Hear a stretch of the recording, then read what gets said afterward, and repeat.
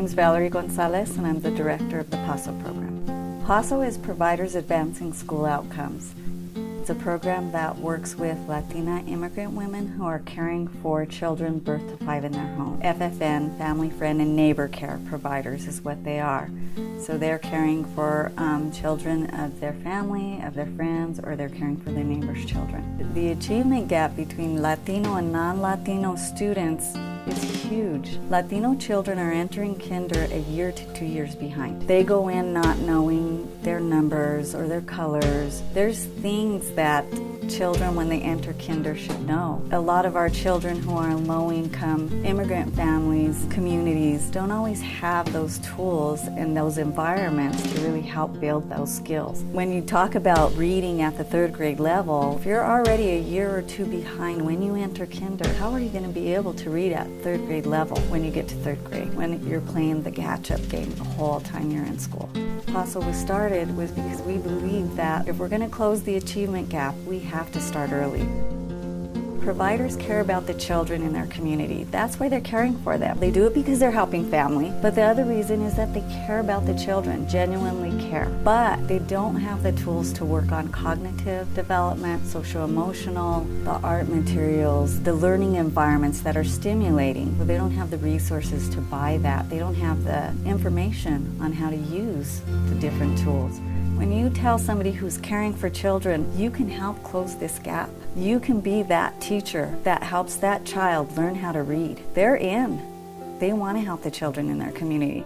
Paso came from focus groups, from family, friend, and neighbor care providers saying, we want to do better, we want to know more, and we want to help our children do better. We have a cohort of 20 women. We work with those 20 women for a whole year. They get 120 hours of training, and we run classes every week for 4 hours. And then they get a home visit after every training. They also get certified in CPR, first aid, medication administration, and they're able to go for a CDA, which is a Child Development Associate, which is a national credential. They learn about child growth and development. So they learn about early reading, early writing, how to read a book to a child. We give them all the books they need to create a little library in their homes. The tias go and they assess what the provider needs. So when they first start the program, the tias do a home visit. They look around, see, well, this provider maybe doesn't have a table and chairs, or doesn't have a carpet, or doesn't have mats for a nap time.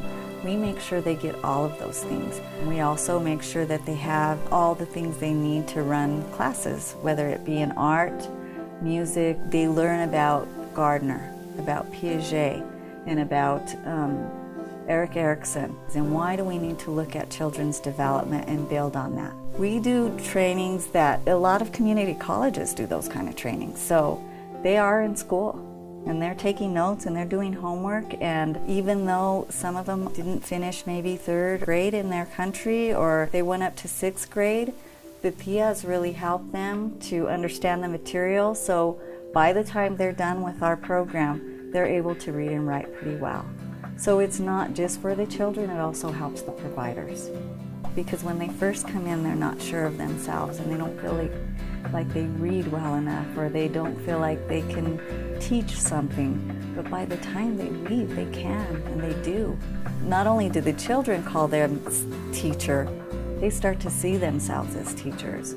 The transformation when they first start the program and when they finish the program. By the time they're done with the program, they have a stimulating learning environment that is bright and happy, and kids are busy, and there's activities, and there's books, and they have everything that they've learned to make on their own. And once they have the materials and they have that background and they have the learning and they have the experience of practicing it, and then to put it in, see it all and put into play in their house is one of the reasons I love this program, and I believe in it.